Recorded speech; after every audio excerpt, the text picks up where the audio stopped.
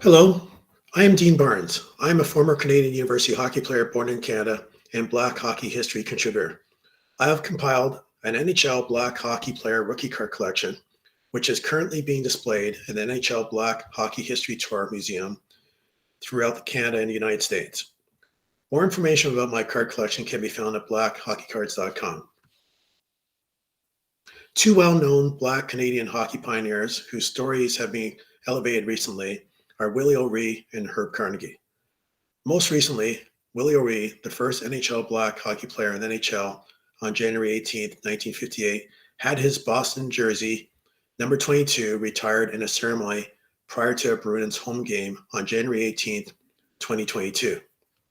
Herb Carnegie broke barriers and made hockey history by being part of the only Black line in semi-pro leagues in the 1940s. Following his hockey career, he established the first registered hockey school in Canada in 1955. His legacy has continued throughout the work of the Carnegie Initiative. The mission of this organization is to ensure hockey is inclusive, supportive, and acceptable to all. An inaugural hockey summit was held in Boston on the same day as the Willie OReilly jersey retirement. For Black History Month, I'm going to take a moment to highlight three lesser-known former Black hockey players who did not play in the NHL. And these gentlemen made significant contributions not only for the game of hockey, but society in general, and paved the way for future Black college and university players in Canada and the United States. The first person I am going to speak about is Lloyd Robinson. Mr. Robinson has been reported to be the first known Black hockey player to play college hockey in the United States in 1947. The American-born Robinson was a member of Boston University's first NCAA tournament squad. Lloyd Robinson returned from Army service in World War II and enrolled at Boston University in 1946. He made his debut on December 7, 1947 in a game against MIT and went on to tally 49 points on 24 goals and 25 assists over the course of 3 seasons at Boston University.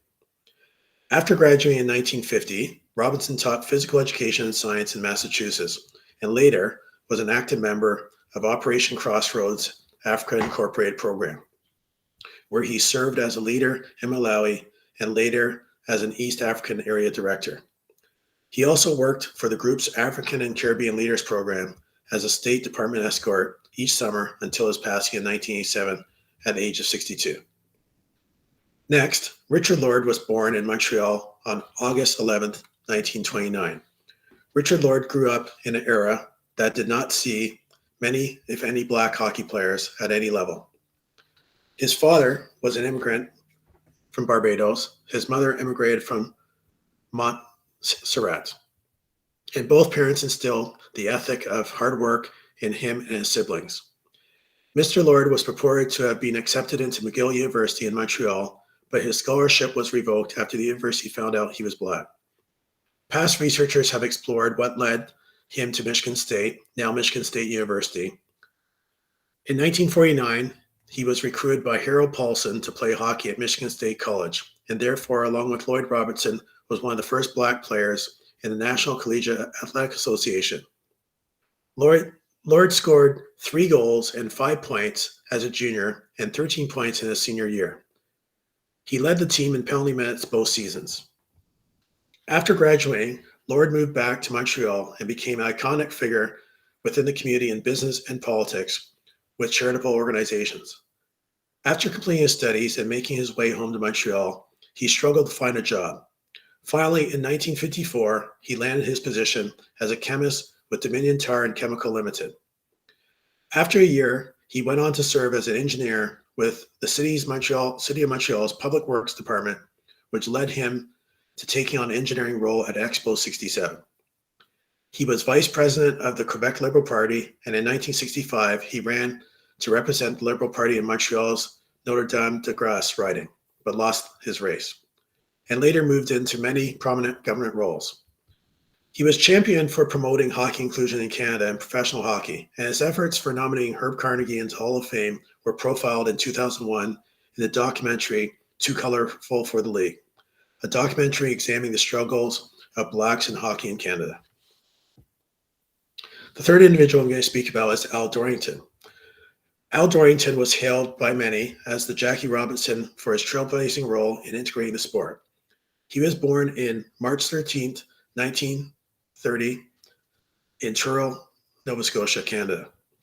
Known for his very strong skating and offensive skills, Mr. Dorington led the professional Eastern League in goal scoring in 1954-55 with 33 markers in 49 games for the Washington Lions.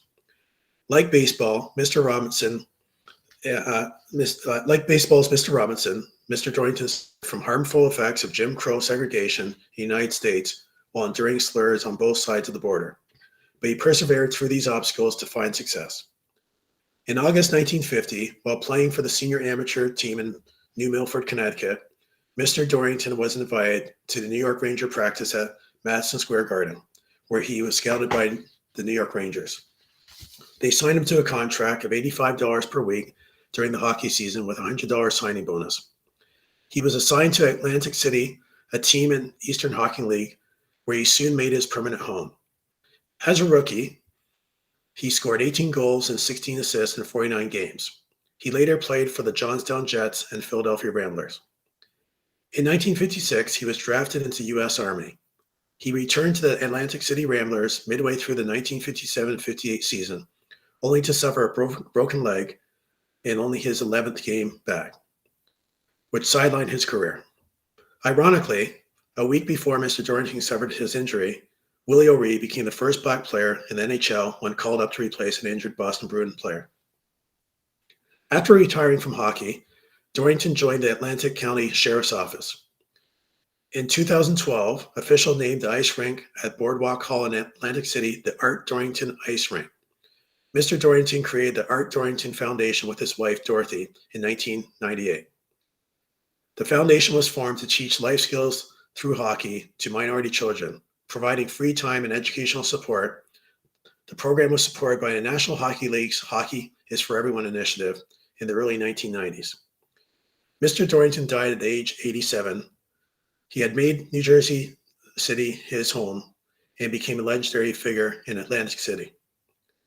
It is clear that all these three gentlemen left an indelible mark on the lives of many people and old in their communities and the hockey world.